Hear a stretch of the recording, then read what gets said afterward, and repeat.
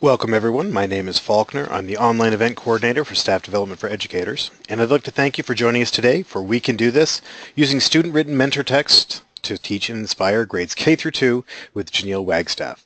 Before we start, there are a few things you should know. To allow for Janiel to be heard clearly, attendee microphones are muted. Please use the questions text box on your screen throughout the webinar to ask any questions.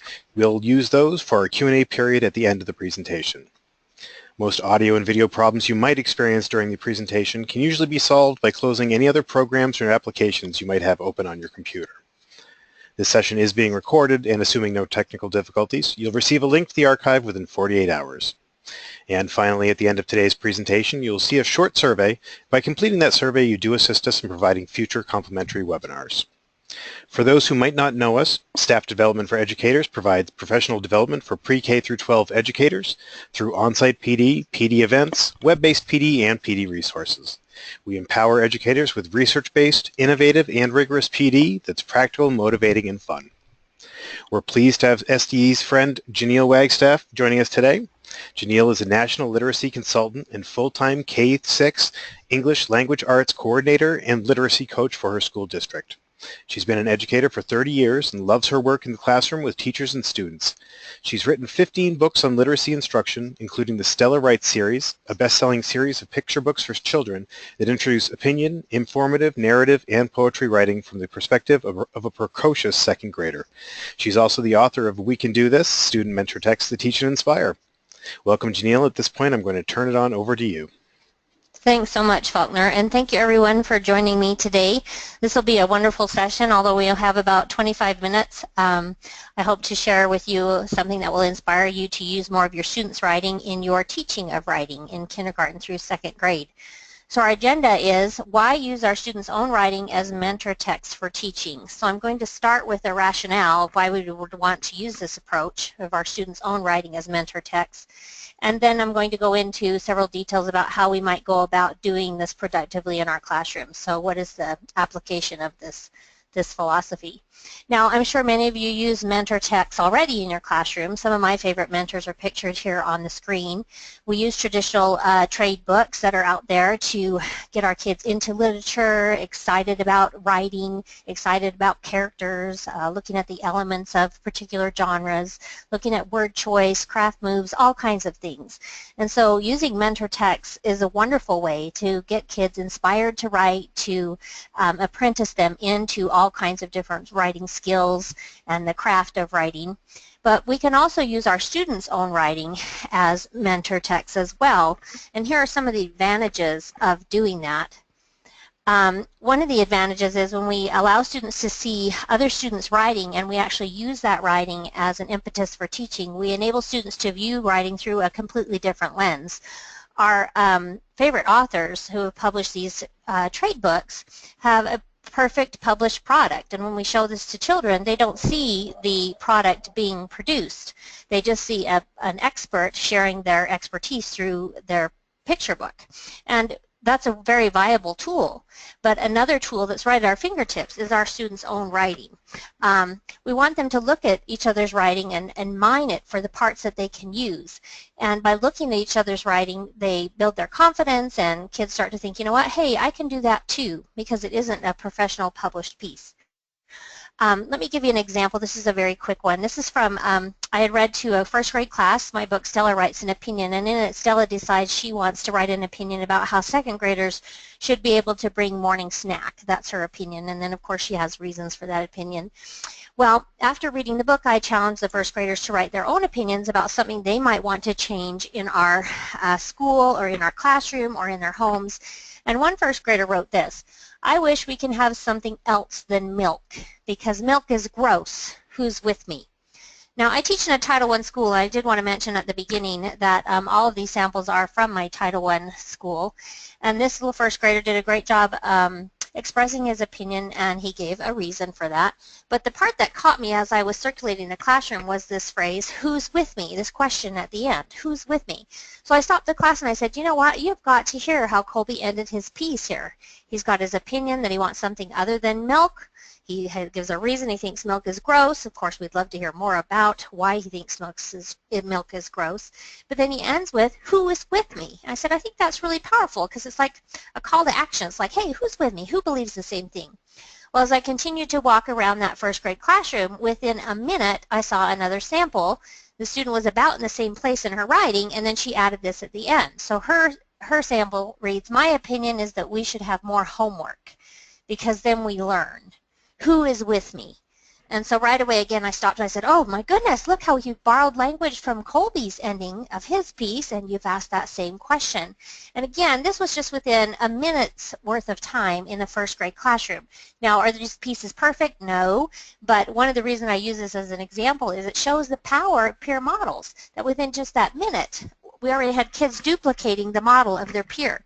This is the same type of thing, same classroom, same lesson. My opinion is that students should be able to pick where they sit because I don't like my seat. And then her ending was, isn't that funny?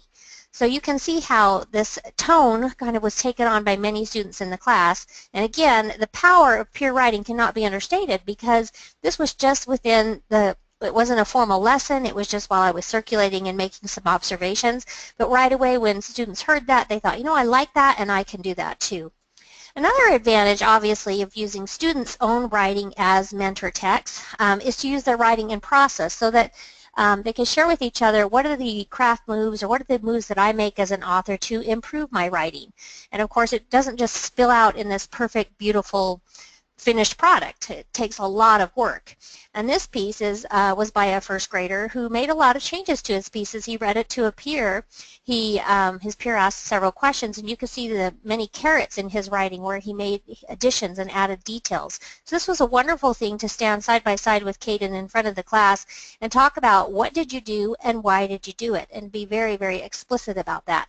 He even changed where he rearranged some of his writing there in terms of his ending. He decided it didn't fit, and so he changed the order of his piece, which are wonderful things to show, again, so that kids learn that these are moves that writers make to improve their writing, and that writing is a process. This is just a quote from my book that Faulkner mentioned. The power of peer models is undeniable. I've been a happy witness to this underutilized resource for years. When students see others like themselves taking risks in their writing, persevering, problem solving, crafting, and succeeding, they become empowered. The models reassure them that they too are writers with important ideas to share and the ability to write well. They too can do this. So again, the power of this really comes from the fact that it is the peer that's doing the teaching, and I'm taking the model is the peer, someone like me. Now, just to share some research with you, this came out last year out of the University of California, Berkeley, and Harvard, a study that was done with much older students where they were using peer mentor texts as a means to teach and have students write from that example. What they found is that when they gave a group of students an exemplary piece, that what they actually produced was less well done than for those students in the control group who had a piece that wasn't exemplary, that was more average. And what they concluded from that was that, you know, when they look at something that is more attainable, they feel like, again, this is something I can do, and they're more able to emulate the model. Whereas with the model that was highly excellent, it really discouraged them and they put less effort into the task. All right, another benefit of using the writing at our fingertips, our students' own writing, as an impetus for teaching, as the mentor text in our classroom, is that we create this positive classroom climate where writers feel valued, where they feel celebrated. We're all here together, we're all learning together, we're all learning from each other's processes, and we all have something to contribute. All right, so this is the cycle that I came up with when I was thinking about how does this play out in the classroom. And if you see at the top of the page there, obviously we identify a need in students' writing, or we have the need to teach an objective from standards, which we all have. Then we share a peer mentor text that contains that targeted skill that we need to teach, the strategy element of the genre or a craft move with our students. And it may be an approximation of that skill, strategy element, or craft move that we share. During this sharing, we want to do explicit teaching. So now we're down to the next box where we name the skill, the strategy, the element, or craft move, and we define it. We point out how the author used it and why, so we're very specific there. Then we want to give the students some guided practice because we can't be up just talking to them and showing them the model, of course. We want to give them the opportunity to try out what they've just seen. So within the guided practice, they're trying out what they've just learned, and afterwards, after they've had a few minutes to try things out, we debrief about how did that go? You know, what did you try? How did it work? Did it improve your writing? So that we want students to walk away knowing when and why and how they'll use that particular skill, strategy, element, or craft move. And then finally, we watch for students using the skill, strategy, element, or craft move in their everyday writing. So when we see this popping up in their everyday writing and we see that they're using, for example, descriptive words, or they're using dialogue, or they're using, in kindergarten, spaces between their words, for example, we then put those pieces under the document camera and we celebrate that the students are doing those things in their own writing. And that goes a long way. Things catch on just like wildfire. You have to revisit lessons often, more than once, because they don't take hold right away.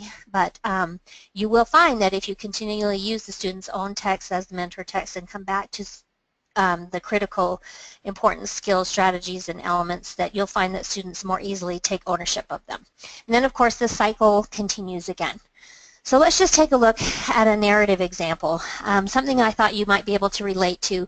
Often when I begin the school year, no matter what grade I'm teaching, kindergarten, first or second grade, I find that when we go to write stories, kids will write these kind of lifeless list narratives where they're just listing the things that happened during the event. So for example, I went camping with my dad.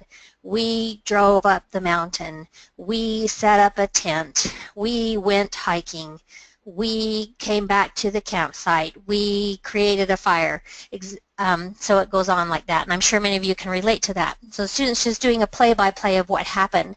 They don't include any description. They don't include details about the scene or their reactions to the events going on, or so what I would do at that point, if I identified this need, that again, this is a need I see over and over from year to year in my own classroom, then I would want to share a peer mentor text that shows them how to do something different. And what I'm going to show you is how I would have the kids focus on a small moment within a larger event, and then be very descriptive and detailed about that moment, write long about that moment, and give a lot of details. So what I would do is show a peer mentor text that has those skills within it, or those elements, and then we would name the skills, talk about them. I would have the students stand right next to me and do a side-by-side kind of teaching. So here's an example of one. This came right out of the book.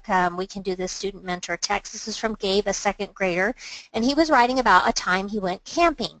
But instead of just doing a play-by-play, he focused on a small moment. So here's a better sample that you can see more easily. I went camping in the mountains with my dad. We were going fishing very close to the water. We waited a long time to get a fish. It was so boring. It seemed like forever. Finally, we got a little fish. Woohoo! We cut the skin off so another fish would eat the skin. Then we caught a big fish, and we cooked it and ate it. Ick! I don't like the taste of fish, but it was still fun. So you can see within that piece, he has a lot of great things going for him, but one of the things I would focus on here, given the need, is that he's taken this small moment where he was fishing very close to the edge of the water with his father, and they caught the little fish, and then they skinned it and caught the bigger fish. So that was a small event within the larger event of camping. So my next task would be, after using his piece as a mentor text and talking about what he did and how he focused in and narrowed his writing down, would be to give the kids some guided practice. Now that might occur in several ways. One way might be maybe everyone's already writing a narrative. So I'd have them go back and see if they could self-assess and find that small moment that they've focused on within the larger event. If not, I could have everyone go back and jot down in their ThinkPads about an event that had happened to them recently. And once writing the event, maybe something like going to SeaWorld, I would say, now I want you to focus in on a small moment within that event, just like Gabe did. He focused in on that small moment of when they were fishing on the side of the lake. So focus in on a time when maybe you were excited or really happy or sad or angry or frustrated, think of a time within that larger event when maybe you had one of those emotions. And so then I'd ask everyone to jot that down. What is that particular small moment? And then I'd give them some opportunities to talk about what happened during that small moment, to think about what were the sensory details, what were the thoughts going through my head, what were my reactions, so that they could focus in on those smaller moments.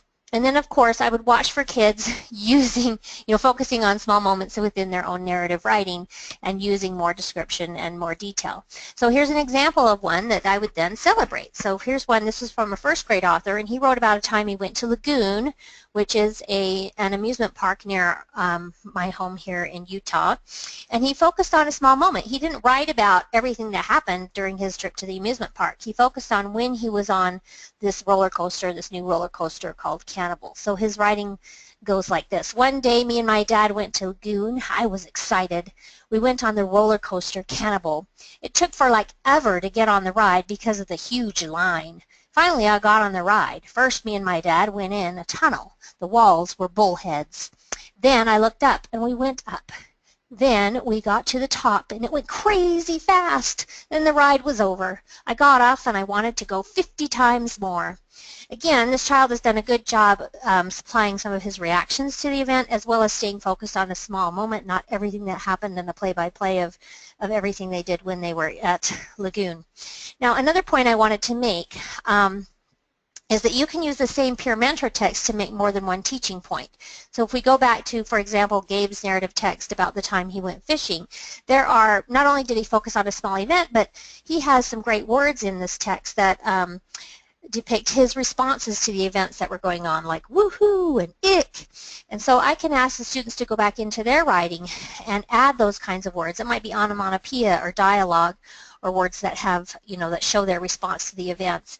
So I'd ask them, again, for the guided practice to go back into their own writing and do that. Now here's an example. This is not a narrative story, but rather it's a narrative plan for a story. This is what I call thinking boxes, and a first grader is planning out what would happen first, next, then, and last. And he had sketched out and planned out his story a little bit about a time when his baby brother got out of the crib when his dad was watching him. But after sharing Gabe's story, I asked them to go back in and find a place where they could add some response words that showed, or talk, some dialogue, or even some onomatopoeia. The one that really catches my eye is down here in the third box called Then, where the little boy sees his brother coming out of the pen and he's saying, oh, oh, so that kind of panicked reaction of the brother coming out of the pen. So I put those arrows in there to just show that was the guided practice. He went in and he found several places where he could add reactions and some talk. So that would be something we would definitely, again, we'd put his word under the document camera. Does it have to be a finished piece to go under the document camera to celebrate and use for teaching? No, it doesn't have to be finished. Does it have to be perfect? Absolutely not. There might be one instance within a piece where a child has used a skill or strategy or craft element or a move, a writing move that you want to celebrate, and so you can show that under the document camera and make a big deal out of it, and it will catch on. So here's an informational example. This one is, again, it will follow the same teaching cycle, identifying the need or looking at standards, and then sharing the piece, explicitly teaching from the piece, giving guided practice and debriefing, and then watching for students using the skill or strategy. This is another one that comes from the book. This is Claire. When she was in kindergarten, she was writing a text about frogs. So she had read about frogs and she was writing, she wrote, frogs can hop. They have webbed feet. Now, the standard in kindergarten, if you teach kindergarten for informational writing, is that they name the topic and supply some information about that. And Claire has certainly done that here. We have frogs. She even has a diagram with a label, and she has that bit of information that they can hop, and they have webbed feet. So the challenge became, okay, now Claire, can you tell us a little bit more? If I ask a question, can you add a detail to your writing? Even though that isn't in the standard, certainly after students have studied a topic, they may have more to say than just one or two details. So I asked Claire in front of the class, you have frogs can hop, they have webbed feet. So a question I have as a reader is, why do they have webbed feet? And so what we did, since she was out of space on her paper, is we just taped on another piece of paper at the bottom, and she added that detail, right in front of the class. And you can see what she added there. They use the webbed feet to swim. So an obvious guided practice follow-up to this would be to have kids go back and look at their informative piece of writing and ask themselves a who, what, why, when, where, how question and see if they can add a detail to their piece. And perhaps they need to tape on another piece of paper to do that. So one of the methods that I like to use is, I already mentioned, I do a side-by-side teaching where the student stands with me as we use their pieces of mentor text and talk about what they've done. Another process I use is I do kind of a public conference where the student is standing next to me at the document camera, and the student has agreed ahead of time that he or she will work the piece in front of the class with me. So here's another kindergarten example. It's again an informative sample. The student had written butterflies have wings and had that illustration at the bottom. So I asked Dakota, will you come up and stand in front of the rest of the class with me with the document camera and work on this piece with me? So I think we can get everyone to think about how they might be able to add some details to their pieces. So Dakota did that, and I simply asked again, I modeled asking a simple question. So you have butterflies have wings, so my question is, why do they have wings? So then Dakota talked that out in front of the class. And then with me standing next to him, we talked about directionality of print, where it goes on the page, when we were going to add print to the page, etc. And so he went ahead and added to fly. So butterflies have wings to fly. And then everyone went back and added a detail to their writing, and then we did some sharing out. Now a simple opinion example. Now this is one, I'm sorry I had to black it out. It didn't have the original sample, so I had to go from a picture that I had and kind of modify the picture. But this was in 2nd grade, and this is just an opinion.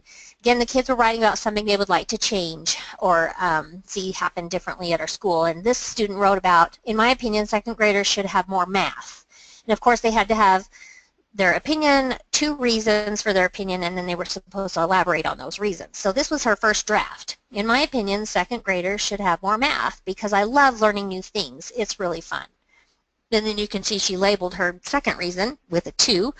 I want to be smarter so I can get good grades to go to 3rd grade. And I want to learn more, is what she said. So I was looking at the student's writing as I was circulating around, and I was thinking, you know, they're really not doing a very good job of elaborating on their reasons. Many of them were doing writing that looked like this, where, again, this is just identifying a need that came up based on what the students were doing at the time. So, you know, because I like to learn new things, well, why do you like to learn new things, or what kind of new things? You know, there's ways that the student could elaborate. So what I did to set this up so I could use this piece as a peer mentor text is I conferenced with the student. And I simply asked her, okay, you say here you want 2nd graders to do more math because you love learning new things and it's really fun. Can you give me an example? Like, what is something new that you've learned in math this year? And then what we did was we chopped up her piece and we added in her elaboration on her reason. And we did the same thing for the reason below. So then I asked her, would you mind coming up with me and doing kind of some side-by-side teaching, and we'll talk to the kids about and challenge the kids to go back into their own writing and find a place where they may be able to elaborate more deeply or add another example just like you did. And so that's exactly what the student did. We're standing there at the document camera in front of her class, and we read her piece, what it sounded like initially, and then we talked about doing better elaboration, further elaboration in the piece, and how she had come up with this example. In my opinion, 2nd graders should have more math because I love learning new things. It is really fun. And then we just asked, like what? Learning new things like, and she wrote, like, I've already learned how to add 3 numbers. I love math. So that was a great example that she was able to add there to elaborate on her reasons. So then we turned to the kids and we challenged them, can you go back in and find a place in your opinion piece where you can elaborate further on your reason, perhaps by using a word like, or perhaps by using the words for example, so that you can give your reader an example to make your reason more clear. Okay. So far, throughout the time that we've had, I've already covered some of these points, but I want to go over them just really quickly here. So strategies for using your own students' writing as mentor text. Keep to 1 or 2 teaching points in a lesson. You want to keep the lesson short and brisk, stay focused, because then you'll get the kids to be able to go back and do that guided practice. You can use student mentor text in whole group instruction with that side-by-side teaching where the writer presents with you what is the skill or strategy or element or the move that the writer made and why did he or she do it. Or you could do a public conference where the writer agrees to work the piece in front of the class like you saw with Dakota and the butterfly piece. You can also use mentor text, peer mentor text for small group instruction. So you see a need that a group of students has, so you pull them together in small group to do that. And then another point is you can revisit the same text more than once to make the same teaching point or to make another teaching point like I modeled with Gabe's piece. Secondly, when you're identifying mentor text from your own students' work, remember the piece doesn't have to be finished to be used as a mentor text. You don't need to wait for or look for perfection. In fact, these exemplary examples can be actually deterring to kids. Celebrate approximations of the skill or strategy or element or craft move that you're going for. Another point, keep text from year to year. I put this book together. It has 33 examples of student writing from kindergarten through second grade across the genres, and there's over 75 different teaching points within them. And the reason I put the book together is I know that these same issues come up year after year after year. So we can use a peer, someone like our own students, their writing, to teach from. And it's the same with you. If you have a kid's piece that comes up this year and it's a great example of a particular craft move, then keep it and use it the following year too and say, well, this was a second grader I had last year that did this. Because again, that still is someone like me. It's still a peer. I can still emulate that. Feel like I can do that too, emulate that move. And then use the text that demonstrate a variety of writing proficiency levels. We don't want to always be using the highest kids, you know, our kid who's most skilled in our classroom as a writer and using his piece over and over again as the mentor text. All right, I'm running out of time now. I wanted to give you a chance for questions, so I'm going to skip these few slides and we'll just go to any questions that you have. All right, Janiel, thanks. I hope everybody enjoyed the presentation, and I'm just going to take a couple of minutes to let everybody submit any questions they do have via that window on their screen. And in the meantime, to thank you for attending today's webinar, we would like to offer you a 10% discount off PD events or on-site training by using the promo code W011017 before February 10th of 2017. And oh boy, 2017, boy, that just hit me. You might be interested in saving 10% and attending SDE's two-day early literacy conference being held January 26th through 27th in Urbandale, Iowa, January 30th through 31st in Indianapolis, or our two-day reading, writing, math, and more conference, February 6th through 7th in Albuquerque, New Mexico. Or you can use that code W011017 and save 10% to join us at SDE's 2017 National Conference in Las Vegas, July 10th through 14th in 2017 of this year. And of course, if you can't make it to a seminar or a conference, we're happy to provide you with customized training that meets your school or district's needs. And for more information about events, training, or resources, give us a shout at 877-388-2054 or visit us at sde.com. And remember to follow us via social media on Facebook, Twitter, and Pinterest. We're under the username SDE4Educators with the number 4. And Janiel, I know that you are online both on Twitter and Facebook. What are your addresses on there? Just Janiel Wagstaff. All right. I keep it simple. There we go. So you can also check out Janiel online as well. And I want to thank everybody for their patience. Before we move along, I did want to just, if you want to back up a couple of slides there, Janiel, I just wanted to Sure. show everybody your book, make sure that everybody had a chance to see the cover of that. And I think the book is available through Amazon. Correct? Yes, it is. Okay. Mm-hmm. Yes. So if you are interested in Janiel's book, check it out on Amazon. And I am going to say it actually, it looks like you answered everybody's questions, Janiel. I think we're all set. So Wonderful. I want to appreciate, I want to thank everybody for joining us today again. And we will post, the archives will be posted in the SD site in just a couple of days. And you'll also receive a follow-up email with a link to the recording as well. And just a reminder that at the end of this session, that survey will pop up, and I would really appreciate it if you took just a couple of minutes to fill that out. All right. And thanks again, everyone, for joining me. And thanks, so Janiel, for joining us today. Happy writing. Yes, yes. I hope everybody enjoyed it today, and that everybody has a great rest of the day wherever you are. Thanks, everybody. Bye-bye.